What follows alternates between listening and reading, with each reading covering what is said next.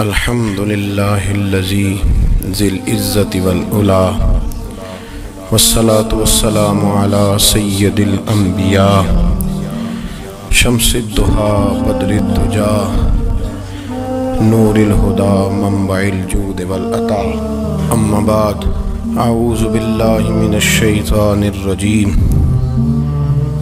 بسم اللہ الرحمن الرحیم کل المؤمنین یغضوا من ابصارهم صدق اللہ العظیم وصدق رسولہ النبی الکریم ونحن علی ذلک لمن الشاہدین والشاکرین والحمد للہ رب العالمین ان اللہ وملائکتہ یصلون علی النبی یا ایہا الذین آمنوا صلوا علیہ وسلموا تسلیما الصلاة والسلام علیک یا سیدی یا رسول اللہ وعلی آلک واصحابک یا سیدی یا حبیب اللہ۔ تمام تعریفیں حمد و ثنا اللہ تبارک و تعالی کے لیے، درود و سلام نبی اکرم نور مجسم شفیع معظم آقا کل ختم رسول دانائے سبل احمد مجتبی جناب حضرت محمد مصطفیٰ صلی اللہ تعالی علیہ وسلم کی ذات والا صفات کے لیے حمد و صلات کے بعد، اسلام فطرت کے عین مطابق دین ہے۔ نبی پاک صلی اللہ تعالی علیہ وسلم نے فرمایا ہے کہ میں اخلاق عالیہ کی تکمیل کرنے کے لیے دنیا میں آیا ہوں۔ جتنے اخلاق ہو سکتے تھے، جتنی خوبصورتیاں ہو سکتی تھیں، جتنی اللہ کو محبوب تھیں، وہ ساری میرے نبی کریم نے بیان فرمائی، ساری رسول کریم صلی اللہ تعالی علیہ وسلم نے بیان کر دی ہیں، جتنی خوبصورتیاں ہو سکتی تھیں۔ کچھ لوگ ایسے ہوتے ہیں جو بیچارے بائی نیچر ہی کچھ پریشانیوں کا شکار ہوتے ہیں، اور قرآن مجید نے جو ارشاد فرمایا نا کہ کچھ لوگ نفس کی خواہش کو اپنا خدا بنا لیتے ہیں، تو وہ بلا وجہ بھی بہت ساری باتیں کرتے ہیں جن کا کوئی وجود نہیں ہوتا۔ عورت کو حقوق دلانے کے لیے بہت سارے لوگ بہت ساری غلط باتیں کرتے ہیں۔ جو لوگ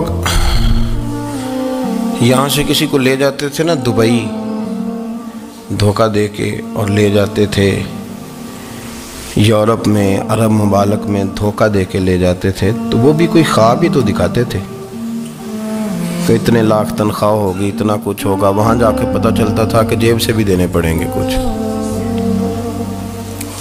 بہت سارے لوگ ایسے ہوتے ہیں، وہ سارے خوبصورتی کے نام پر ہی دھوکہ دیتے ہیں۔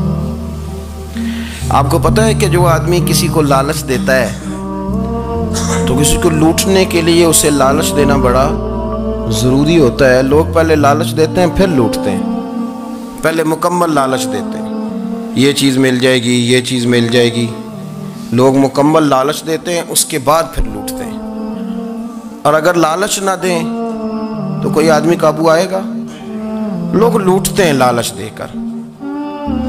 اچھا، اب وہ جو جس کو لالچ دیا جا رہا ہوتا ہے وہ کہہ رہا ہوتا ہے کہ نہیں نہیں تمہیں نہیں پتا، وہ اس وقت ماننے کو تیار نہیں ہوتا۔ وہ کہتا ہے اتنی خوبصورت باتیں کر رہا ہے، اتنی اچھے پیغام دے رہا ہے، تم میرے دشمن ہو، تم مجھے منع کر رہے ہو۔ ہوش تب آتی ہے کہ جب سب کچھ لوٹ جاتا ہے۔ عورت کو ویسے بھی قابو کرنا بڑا آسان ہوتا ہے۔ اعلیٰ حضرت بریلوی رحمۃ اللہ علیہ فرماتے ہیں بیٹیاں نازک شیشیاں ہوتی ہیں، ان کو تو ذرا سی چوٹ لگے تو ٹوٹ جاتی ہیں۔ دیکھیں کتنا بڑا جملہ کہا بریلی کے امام، نازک شیشیاں ہیں، ذرا کوئی آدمی گمراہ کرتا ہے، ذرا خراب کرتا ہے۔ اب دیکھیں نا، یہ جو بچیوں کو بچے مس گائیڈ کرتے ہیں، انہیں بڑے بڑے خواب دکھاتے ہیں، وہ بیچاری ماں باپ کو چھوڑ کے، بہن بھائی کو چھوڑ کے اس کے ساتھ شادی کرتی ہے، پھر جو اس کا بعد میں اشر ہوتا ہے، آپ ادلیاں نو سردار پہن تکے تے شرما والیاں نو جھوٹے ڈولیاں دے۔ پھر وہ بیچاری ماں باپ رکھتے نہیں، وہ ظلم کرتا ہے تو کتنی بڑی تکلیف میں وہ بچی آ جاتی۔ نازک شیشی ہوتی ہے نا تو ٹوٹ جاتی ہے۔ یہی حال اب جدید خواتین اور یہ جو کچھ اینکر پرسن ہیں، یہ اصل میں نا یہ آپ کو سیاست سکھاتے ہیں، لیکن یہ مادر پیدر آزاد لوگ ہیں، بالکل آزاد۔ یہ تو علماء شور نہ کریں، بات نہ کریں، گفتگو نہ کریں، مشائخ بات نہ کریں، اور یہ جو کچھ سنجیدہ اور دینی طبقہ ہے یہ کچھ شور نہ کرے، یہ تو روڈوں پہ ننگے ہو کے آ جائیں معاذ اللہ۔ خوفناک نظریہ رکھتے ہیں یہ لوگ۔ عورت کو کہتے ہیں تیرے حقوق ہم تجھے لے کے دیں گے، مثلاً وہ کون سا حق ہے جو تم نے لے کے دینا ہے؟ میرے نبی کریم صلی اللہ علیہ وسلم اس کو بیٹی بھی بنایا ہے، اس کو بہن بھی بنایا ہے، اس کو ماں بھی بنایا ہے، اسے بیوی کا عالی شان رتبہ بھی عطا فرمایا ہے۔ اور چونکہ بیٹی کا بھی حق بڑا بیان کیا جاتا ہے، بہن کا بھی، ماں کا بھی، اور بیوی کے معاملے میں لوگ سمجھتے ہیں کہ زیادہ بات نہیں کرنی چاہیے، شاید مسئلہ خراب ہو جائے۔ حالانکہ نبی پاک صلی اللہ تعالیٰ علیہ وسلم نے بیوی کے بارے میں پتہ کیا فرمایا؟ فرمایا جب تم نکاح کر لیتے ہو تو اپنا ایمان محفوظ کر لیتے ہو۔ اب میں اس کی شرح نہیں کرتا، اب خود کر لیجئے گا کہ وہ ایک ایسی شخصیت ہوتی ہے کہ جس کی موجودگی میں آپ کا ایمان محفوظ ہے۔ اب میں نہیں سمجھتا کہ اس سے بڑی بات کوئی اور ہو سکتی ہے، جس کی موجودگی میں آپ کا ایمان، اور بھئی یہ حدیث پاک عرض کر رہا ہوں، نکاح جب کوئی کر لے تو اس نے اپنا ایمان مکمل کر لیا۔ اس کا معنی یہ ہوا کہ آپ کا ایمان محفوظ ہے اس کی موجودگی میں، تو اس سے زیادہ بھی، یعنی ایمان سب سے قیمتی چیز ہے نا، تو اس کے محفوظ ہونے کی وجہ حضور نے نکاح بیان کر دی۔ اب میرا خیال ہے بی بی اگر کوئی اس سے بڑا حقوق مانگے گی تو بے وقوفی کرے گی۔ اتنا بڑا درجہ نبی کریم نے اسے عطا کر دیا، اتنا بڑا مقام دے دیا کہ تو خامند کے ایمان کے محفوظ ہونے کا ذریعہ بن گئی ہے۔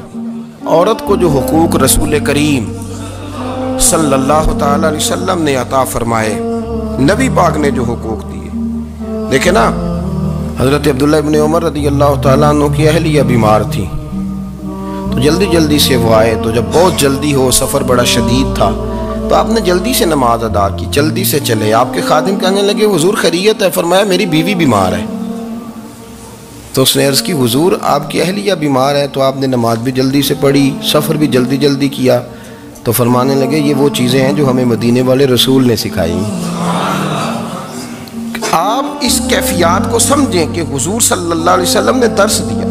اور پھر ایک اور بہت بڑی بات، یہ فضیلت کسی اور کو نہیں دی، جو عورت کو حضور نے فضیلت دی، یہ فضیلت کسی اور کو نہیں دی۔ کبھی حضور نے فرمایا کہ تمہارا ابا تمہارے ساتھ بہت سخت رویہ کرے تو تم نے اس کو اس سختی پر داد دینی ہے؟ فرمایا چلو اگر وہ زیادتی بھی کرے تو تم نے اس کے ساتھ سلوک اچھا ہی کرنا ہے۔ لیکن آپ ایک بات کو سمجھے نا کہ بچے کے بارے میں، بیٹے کے بارے میں، بیٹی کے بارے میں فرمایا 10 سال کے ہو کے نماز نہ پڑھیں تو سختی کرو، تمہارا ڈنڈا بھی لٹکنا چاہیے۔ بہت ساری جگہوں پہ بہت سارے لوگوں کے لیے سختی کا حکم دیا، لیکن عورت کے لیے حضور نے جو جملے کہے، اصل میں ہم سمجھتے ہیں کہ یہ ایک بات ہے، مشہور ہو گئی ہے روایت حدیث، تو بس اس کے پس منظر پر اور جملوں کے حسن پر شاید معاذ اللہ غور کرنے کی ضرورت نہیں۔ ذرا اس لفظ کی تاثیر پر غور کریں۔ حضور نے فرمایا عورت ٹیڑھی پسلی سے پیدا کی گئی ہے، یہ ٹیڑھی ہے، اس کو سیدھا کرنے کی کوشش کرو گے تو ٹوٹ جائے گی۔ تو حضور پھر ہمارے لیے حکم کیا ہے؟ فرمایا جیسی ہے تم اسی کے ساتھ نبھا کرو۔ آپ سمجھیں کہ اتنا محفوظ حضور نے درجہ دے دیا بی بی کو، اتنا محفوظ کہ فرمایا غلطی بھی ہو تو میرے غلاموں تم اس کے ساتھ نبھا کرو، گزارا کر لو۔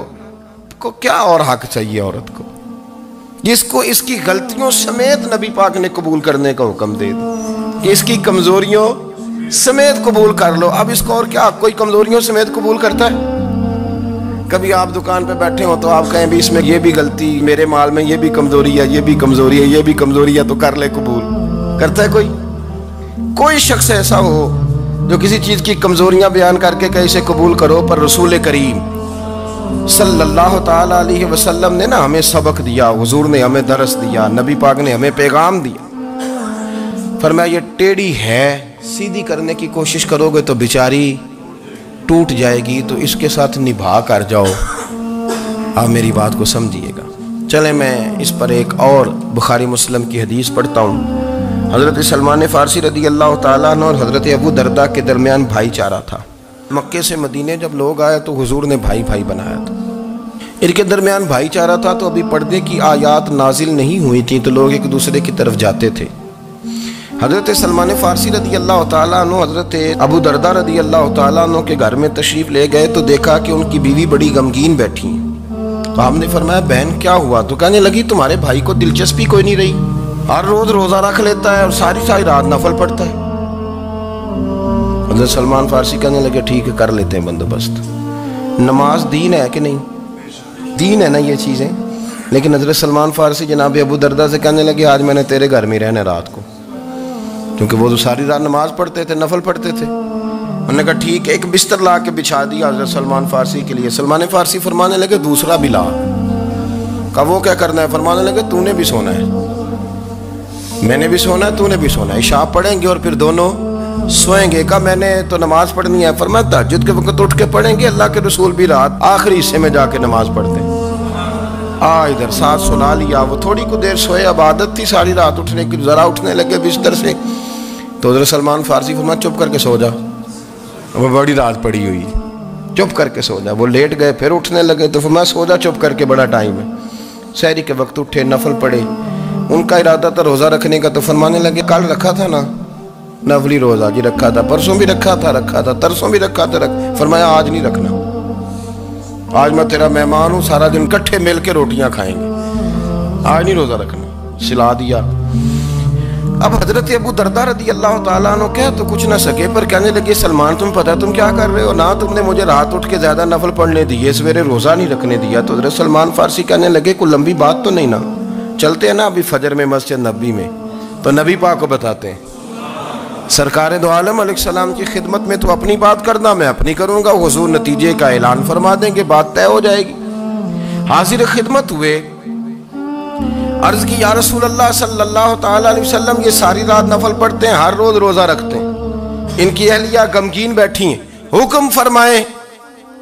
تو نبی پاک صلی اللہ علیہ وسلم نے فرمایا پھر ہوا کیا؟ یا رسول اللہ میں نے رات سلایا ہے، سحری میں اٹھایا ہے، سویرے روزہ نہیں رکھنے دیا۔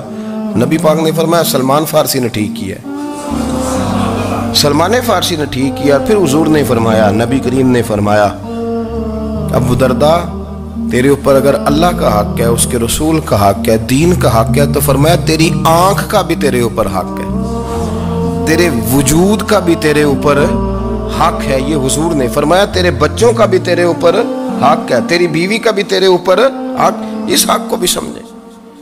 حقوق اللہ بھی ہیں، پر تیری آنکھ کا بھی تیرے اوپر، کیا مانا کہ تیری آنکھ سونا چاہتی ہے تو اسے سلا بھی، تیرے وجود کا بھی تیرے اوپر حق، تو تیرا وجود آرام کرنا چاہتا ہے تو اسے آرام بھی کرا۔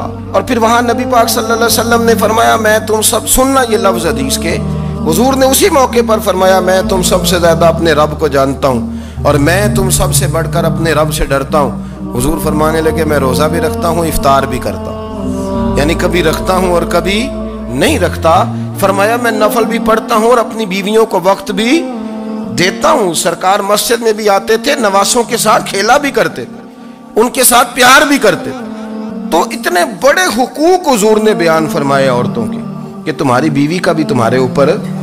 لو ایک حدیث بخاری کی اور یہاں بیان کر دیتا ہوں۔ ایک شخص نے آ کے عرض کی یا رسول اللہ صلی اللہ تعالیٰ علیہ وسلم جہاد کے لیے تیاری ہو گئی ہے، صفیں بن رہی ہیں، مجاہدین کی تیاری ہے، تو میرا بھی نام لکھ دیا گیا ہے مجاہدوں کی لسٹ میں، لیکن یا رسول اللہ صلی اللہ تعالیٰ علیہ وسلم میری بیوی نے حج کی تیاری کر لی ہے اور میرے دوستوں نے، صحابہ نے میرا نام مجاہدین کی لسٹ میں لکھ دیا، تو میرے لیے کیا حکم ہے؟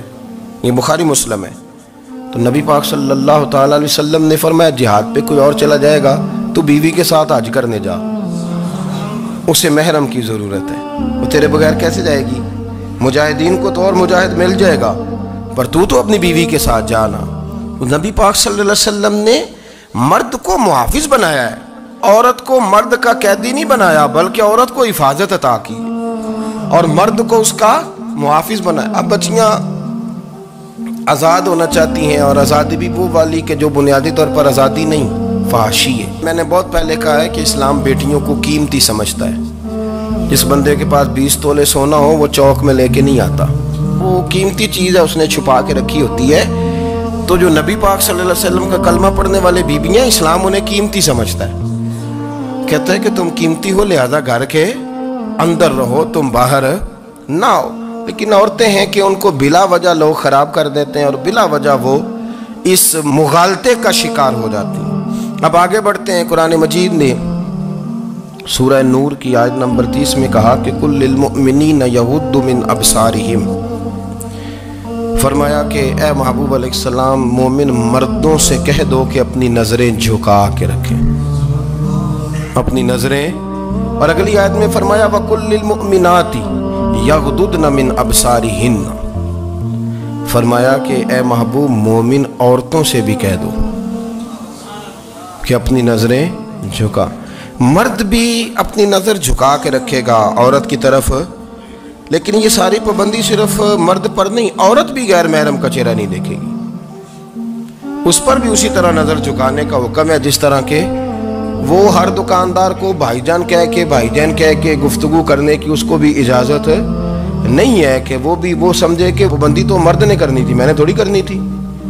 वो जिसके पास जाए, जहाँ भी जाए, डॉक्टर के पास जाए, बाहर जाए, तो वो जिस तरह मर्जी उसका दिल चाहे वो बातचीत करे, इसकी औरत को भी इजाज़त इस्लाम नहीं देता। बुनियादी तौर पे इस्लाम शर्म व हया का दीन है, हया की बात करता है। हया की जब हम तारीफ़ करते हैं तो हया की तारीफ़ ये है कि कोई कभी चीज़ देख के ना तो आपकी तबीयत में कराहत महसूस हो, आप कोई गलत जुमला मुंह से निकालते हुए ज़रा झिझकें, आप कोई गलत बात करते हुए थोड़ा बोझ महसूस करें। हमारे यहाँ तेजी से फरोग पाया है बेहयाई ने। संगियों की महफिलें, यारों की महफिलें, उसमें गलीज गुफ्तगू होती है, इल्ला माशा। जिन दोस्तों को बड़ी पाक साफ गुफ्तगू करनी चाहिए, दोस्ती का रिश्ता बड़ा मुकद्दस रिश्ता है, जो यहाँ एक दूसरे से प्यार करेंगे जन्नत में भी इकट्ठे दाखिल किए जाएंगे। शर्त यह है कि प्यार अल्लाह रसूल की रज़ा के लिए हो, लेकिन उसके अंदर अगर आपकी गुफ्तगू कच्ची हो, कमज़ोर हो, फाशी वाली हो, उरियानी वाली हो, वो हमारे यहाँ तो अब इसको लोग फैशन समझते हैं, इसको मर्दानगी की अलामत समझते हैं कि वो जी सारी बातें जी वहाँ हो गई और जिसका जो जी चाहा उसने कहा। आप जब हया के दायरे में होते हैं तो आप खुद भी सुकून महसूस करते हैं। देखिए ना, आपको नींद सुकून से कहाँ आती है?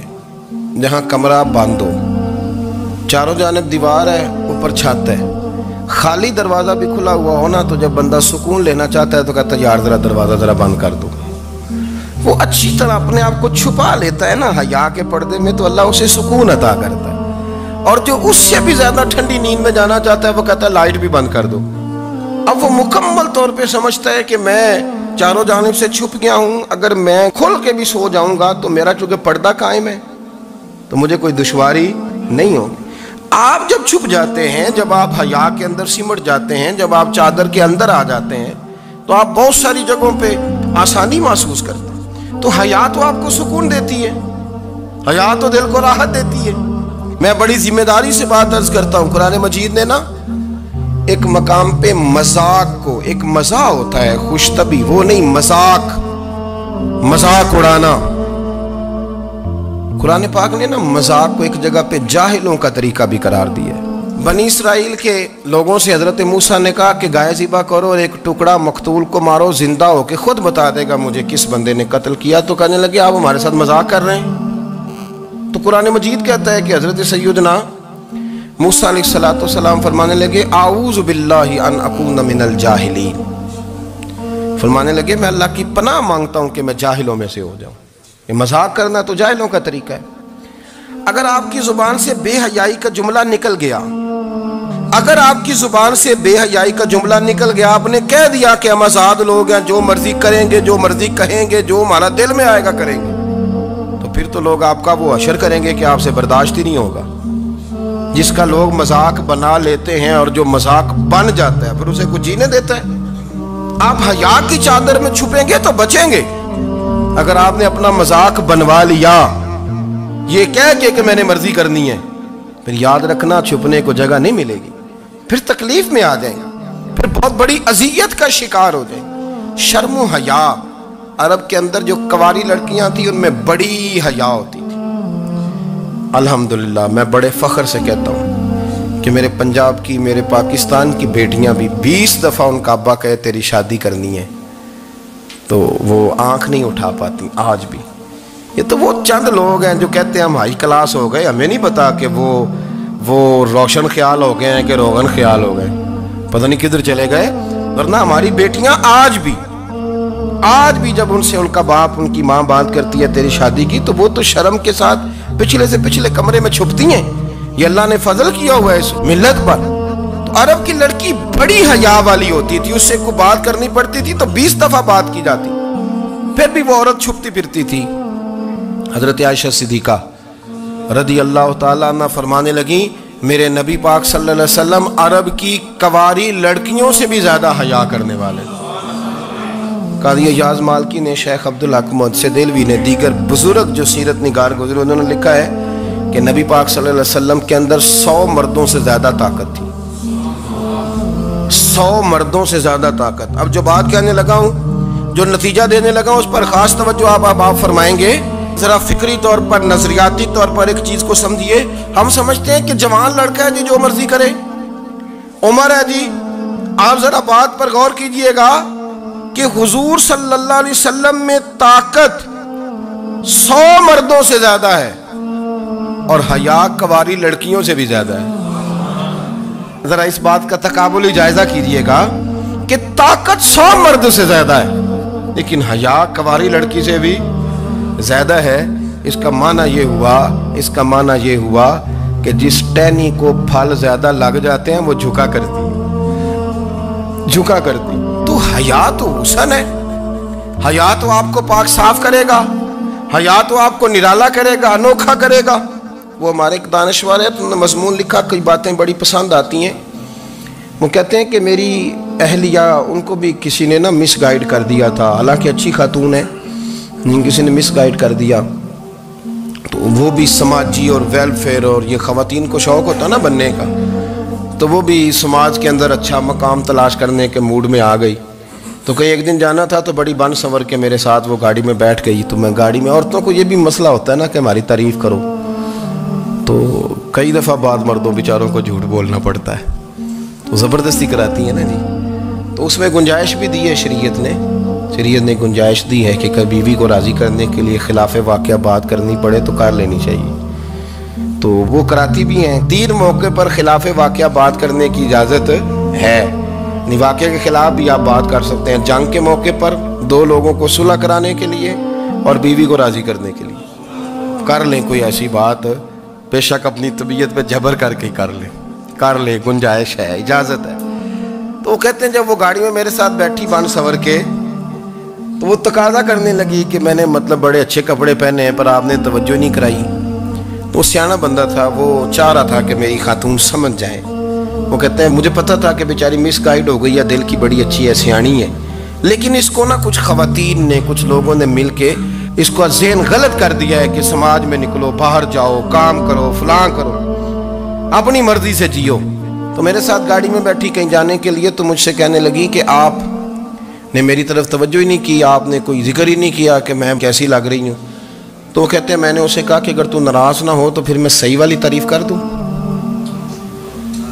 تو اس نے کہا کہ آپ کر دیں۔ تو کہتے ہیں میں نے درد سے اور خلوص سے اپنی بیوی سے کہا، خلوص کے ساتھ میں نے کہا میں تو روز گھر ہوتا ہوں، روز شام کو گھر ہوتا ہوں، اگر تو میرے لیے تیار ہوتی تو میں تیری تعریف کرتا، لیکن آج تو باہر جانے کے لیے تیار ہوئی، تو پھر ان سے تعریف کی امید رکھ جن کے لیے تو نے تیاری کی ہے۔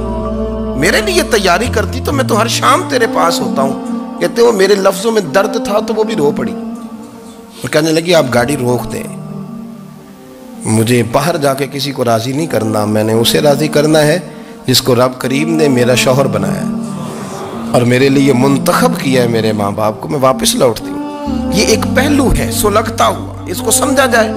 رسول کریم صلی اللہ علیہ وسلم عرب کی کواری لڑکیوں سے زیادہ حیا والے تھے، کواری لڑکیوں سے زیادہ حضور حیا فرمایا کرتے تھے۔ جب خانہ کعبہ کی مکہ شریف میں تعمیر ہو رہی تھی نا، اہل عرب اس کو تعمیر کر رہے تھے، تو نبی پاک صلی اللہ علیہ وسلم اپنے چچا حضرت عباس کے ساتھ خانہ کعبہ کی تعریف میں مصروف تھے۔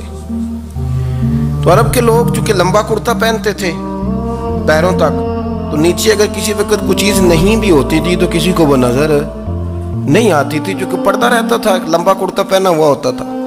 تو جب بچے، سرکار کی عمر مبارک بھی ابھی تھوڑی تھی، تو اس طرح بچے جب نکلتے تو وہ کئی دفعہ اپنی تہمت اتار دیتے نیچے سے، اور کوئی مزدوری کرنے لگتے تو 3-4 طے کر کے نا تہمت کی کندھے پہ رکھ لیتے، جس طرح کبھی دیہاتوں میں لوگ کپڑا سر پہ رکھتے تھے کہ اوپر اگر کوئی وزنی چیز رکھیں گے تو وہ تکلیف نہیں دے گی۔ نبی پاک صلی اللہ علیہ وسلم بھی سب لوگوں کے ساتھ خانہ کعبہ کی تعمیر میں شامل تھے۔ تو حضرت عباس رضی اللہ تعالیٰ عنہ نے کہا حضور سے، ابھی اعلان نبوت بھی نہیں فرمایا تھا، بھتیجے آپ بھی تہمت اتاریے، یہ صحیح مسلم میں حدیث موجود ہے، اور اس کو کندھے پہ رکھ لیجیے، آپ اینٹیں اٹھا کے لا رہے ہیں تو ذرا آپ کو تکلیف نہیں ہوگی۔ تو سرکار دو عالم صلی اللہ علیہ وسلم سے یہ بات کہی، اور پھر جلدی سے حضور کی تہمت کو نکال کے نا، حالانکہ لمبا کرتا پہنا ہوا ہے، تو وہ جیسے ہی ان کے کندھے پہ رکھا اینٹیں رکھنے کے لیے، تو سرکار تو زمین پہ گر گئے، بے ہوش ہو گئے، آنکھیں آسمان کی طرف، اور پھر حضور پکار رہے ہیں آزاری آزاری آزاری، میرا تہمت دے دو، میرا تہمت دے دو۔ کبھی کوئی شخص اس وجہ سے بھی بے ہوش ہوا ہے کہ میرے وجود سے کپڑا اتر گیا ہے؟ حالانکہ سرکار پر وہ بے ہوشی بھی نبی پاک کا وہ جو غلبہ ہے نا شرم و حیا کا، اس کی وجہ سے ہوا، ورنہ تو حضور فرماتے ہیں کہ میری آنکھیں سو جاتی ہیں، دل تو میرا اس عالم میں بھی جاگتا رہتا ہے۔ تو سرکار زمین پہ تشریف لے آئے، آنکھیں میرا تہمت دے دو، میرا تہمت دے دو، تو جلدی سے انہوں نے تہمت دیا، تو حضور نے باندھ لیا۔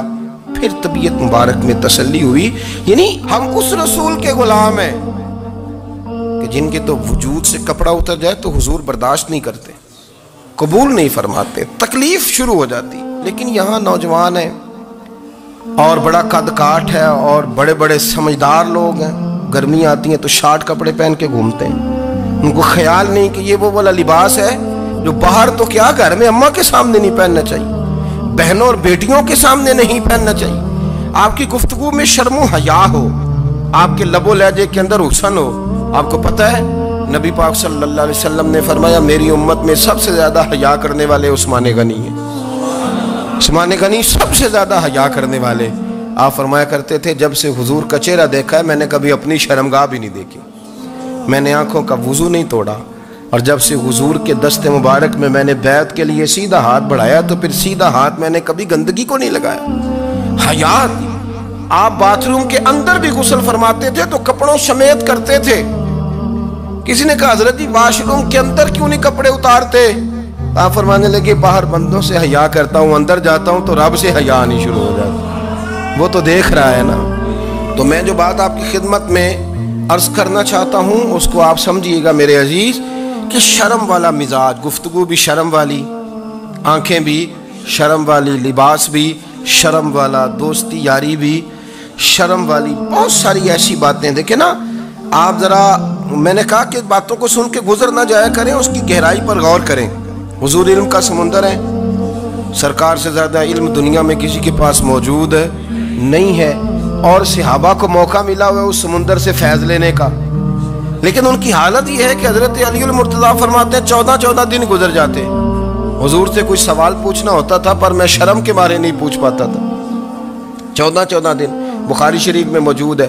ایک دن نبی پاک صلی اللہ علیہ وسلم نے پوچھا صحابہ سے کہ وہ کون سا درخت ہے جس کے پتے نہیں گرتے، اور وہ درخت اس طرح ہے جس طرح مومن ہوتا ہے، وہ درخت میرے مومن کی طرح بتاؤ۔ حضرت عبداللہ ابن عمر فرماتے مجھے پتا تھا کہ وہ کھجور کا درخت ہے، لیکن چونکہ ابو بکر صدیق بھی بیٹھے ہیں، عمر فاروق بھی بیٹھے ہیں، مولا علی بھی بیٹھے ہیں، عثمان غنی بھی بیٹھے ہیں، اتنے جید لوگ بیٹھے ہیں، تو مجھے حیا آتی تھی کہ میں کیوں جواب دوں۔ کہتے سرکار نے کئی دفعہ پوچھا، لوگوں نے کئی اور درخت بتائے، پر فرمایا تمہارا جواب درست نہیں ہے۔ آپ حیا کے اس پہلو پر غور کریں کہ سوال کا جواب آتا ہے، سوال کا جواب، یعنی مجھے سوال کا جواب آتا اور پھر میں دوں نہ، مجھے بدعزمی نہ ہو جائے گی؟ یہ کیسے ممکن ہے کہ میری رات گزر جائے مجھے پتا بھی تھا اور میں نے بتایا نہیں؟ بہت سارے لوگ آ کے بہت ساری باتیں بتاتے ہیں، بہت ساری باتیں وہ سمجھاتے ہیں، تو ہم غور سے ان کا چہرہ دیکھنے لگ جاتے ہیں، کہتے ہیں یار اس کا تو دعویٰ تھا کہ میں سمجھنے آتا ہوں، تو یہ تو ہمیں سمجھا رہا ہے، چلو الحمدللہ ہم سمجھنے کو تیار ہیں۔ لیکن میرے عزیز پتہ بھی ہے جواب کا، علم بھی ہے، لیکن فرماتے ہیں میری حیا نے مجھے اجازت نہ دی کہ میں جواب دوں۔ آپ فرماتے ہیں پھر حضور سے صحابہ نے عرض کی کہ یا رسول اللہ آپ ہی بتا دیں وہ درخت کون سا ہے، تو حضور نے فرمایا بھئی وہ کھجور کا درخت ہے۔ تو آپ فرماتے ہیں میں دل ہی دل میں کہہ رہا تھا کہ الحمدللہ میرا جواب درست ہے، حالانکہ میں نے جواب دیا ہی نہیں۔ تو لفظوں میں حیا، جملوں میں حیا، آنکھوں میں حیا، اٹھنے میں حیا، بیٹھنے میں حیا، چلنے میں حیا ایک خوبصورت حسن ہے۔ اور نبی پاک صلی اللہ علیہ وسلم نے فرمایا جب تو بے حیا ہو جائے نا پھر تو آزاد ہے، پھر تو جو مرضی کا، پھر تو جو۔ اس لیے بزرگ جب کسی کو بے حیا کہتے تھے نا، اللہ اکبر، اور جب کسی کو کہتے تھے نا یہ بے حیا ہے تو لوگ سمجھتے تھے کہ کوئی ہلکی سی بات کر دی ہے، لیکن ان کا معنی یہ ہوتا تھا کہ بس بھائی اب اس کے ساتھ کوئی کلام کرنے کی ضرورت ہے، اس کو اب اصلاح کی ضرورت نہیں، یہ بے حیا ہے۔ کیا معنی؟ کہ اب یہ جو اس کے دل میں آئے گا وہ کرے گا، جو اس کی طبیعت چاہے گی وہ کرے گا، اب یہ کسی پہلو بھی قابو آنے کو تیار بے حیا ہو گیا۔ بے حیائی بہت بڑا عیب ہے۔ اور جو لوگ کہتے ہیں کہ ہمیں بالکل آزادی ہونی چاہیے، ہمارا اپنا جسم ہے تو ہماری اپنی مرضی چلے گی۔ ایک وزیر صاحب ہیں، پتہ نہیں میں ان کو جانتا تو نہیں، انہوں نے سینٹ میں تقریر کی ہے، میں نے ان کی بات سنی ہے۔ اس نے کہا نہیں بھائی جسم رب کا ہے تو مرضی بھی تو رب کریم کی چلے گی، اور مرضی بھی اللہ کی۔ یہ مجھے تھوڑا سا مسئلہ ہے جسم پر، کبھی کبھی مجھے کثرت سفر سے الرجی ہو جاتی ہے۔ میرے ساتھ لوگ نا دل سے پیار کرتے ہیں، شاید ہی کوئی اچھا ڈاکٹر ہو جس تک میرے سنگی مجھے لے کے نہ گئے ہو، پر جسم اللہ کا ہے نا، مرضی بھی جب وہ چاہے گا صحت دے گا۔ کیوں کچے کاموں میں لوگ پڑ گئے، کیوں غلط لوگ سوچ میں پڑ جاتے ہیں؟ یہ اسی کا ہے، اور جب وہ چاہے گا، آپ اس بات کو اچھے طریقے سے سمجھ لیں کہ جو اپنی مرضی چوکوں چوراہوں میں کر رہے ہوتے ہیں نا، جو مرضی گندمند، وہ جانور ہوتے ہیں، وہ جانور ہوتے ہیں جو نہ چونک دیکھتے ہیں نہ گلی دیکھتے ہیں، نہ انہیں پتہ ہوتا ہے کہ جگہ کون سی ہے۔ وہ انسان، میں نے کہہ دیا جو میں نے کہنا تھا، میں نے کہہ دیا، وہ جانور ہوتے ہیں۔ اور جو کچھ انسان ہوتے ہیں نا، ان کے اندر کچھ نہ کچھ پھر شرم حیا بھی ہوتی ہے۔ وہ چوکوں چوراہوں میں وہ حرکتیں اور وہ کام نہیں کرتے جو جانور کرتے ہیں۔ ان کے لیے بڑے پردے ہوتے ہیں، ان کے لیے بڑی باتیں ہوتی ہیں، ان کے لیے بڑا کچھ ہوتا ہے۔ جو بالکل آزاد ہو جائے، کوئی پتہ نہ ہو کس وقت کیا کہنا ہے کیا کرنا ہے، تو پھر وہ دائرہ انسانیت سے خارج ہو جاتا ہے۔ ہم آپ کو کیا دعوت دیں؟ آپ تو وہ باتیں کر رہے ہیں جو اسلام کا انسانیت کے حق میں بھی ٹھیک نہیں۔ آپ تو وہ والی باتیں کر رہے ہیں جن کا انسانیت بھی تقاضا نہیں کرتی کہ یہ باتیں ہونی چاہیے۔ لیکن ایک بات، میں تو جذباتی نہیں ہوتا، میں بڑے غور سے چیزوں کو دیکھتا ہوں، سنتا ہوں، اور نہ میں ان موسمی مینڈکوں کی۔ وہ مجھے راحت ایک صاحب کہنے لگے جی بڑے بڑے مولوی ایک بندے کے ساتھ بیٹھے ہوئے ہوتے تھے اور وہ روزے میں بڑے بڑے درس دیتا تھا، تو وہ بھی فلانی حرکتیں کر رہا ہے۔ تو میں نے کہا ہم نے تو پرانا کہا تھا کہ موسمی مینڈک ہے، تو پرانے کہہ رہے ہیں کہ اداکار ہے، تو وہ جہاں کاسٹ کریں گے وہاں وہ اداکاری کرے گا۔ آپ کسی مذہبی جگہ کر لیں تو وہاں کر لے گا، کہیں اور جگہ کریں گے تو ہم تو پرانا کہہ رہے ہیں۔ تو کسی کو کبھی سمجھ آتی ہے تو کسی کو کبھی اور جگہ جا کے سمجھ آتی ہے۔ ہم ان لوگوں سے پریشان نہیں ہوتے، کیوں؟ سن لیں، کوئی مایوسی نہیں، ان کے اندر جتنا زور ہے وہ لگائیں۔ یہ ملک بنا ہے رسول اللہ کے نام پہ، یہ اللہ نے تحفہ دیا ہے امت مسلمہ کو، یہ نبی پاک کے نام پہ بنا ہے، تو یہاں جھنڈا بھی وہی والا بلند ہونا ہے جو مدینے والے رسول کا جھنڈا ہے، اور یہاں وہی کام چلے گا جو نبی پاک نے بیان فرمایا۔ تو اس طرح کئی لوگ آتے ہیں، وہ شور شار کرتے ہیں، چلے جاتے ہیں۔ اتنے نہ پریشان ہوا کریں، بہت سارے لوگ تو بیچارے اس قابل بھی نہیں ہے کہ ان کا نام لیا جائے، مطلب اتنا ہم ان کو اہمیت دے دیں، ان کا ذکر کریں، ان کا نام لیں، ان کی بات کریں، وہ بیچارے اس قابل ہی نہیں ہے، مطلب سٹیٹس ہی نہیں ہے ہمارا۔ اتنے فارغ ہیں ہم کہ اب جو بندہ آئے گا کہانی چھیڑے گا تو ہم چھیڑ جائیں گے۔ اور بھائی اللہ کا فضل ہے الحمدللہ تعالی، لوگوں نے بڑا شور کیا اور بڑے زمانے سے دنیا شور کر رہی ہے، پر اللہ کے گھر مسجدیں بھری ہوئی ہیں، مسجدیں بھری ہوئی ہیں۔ ہماری بیٹیاں پردے کرتی ہیں، پردے کو پسند کرتی ہیں، وہ حجاب میں رہتی ہیں، وہ سمجھتی ہیں کہ ہمارا اصل حسن کیا ہے۔ تو یہ پراپوگنڈا پرانا چلا آ رہا ہے، اس کا اللہ کے فضل سے امت مسلمہ پہ نہ کبھی اثر ہوا ہے اور نہ کبھی ہوگا انشاءاللہ۔ اللہ تعالی ہمیں حق پر استقامت عطا فرمائے۔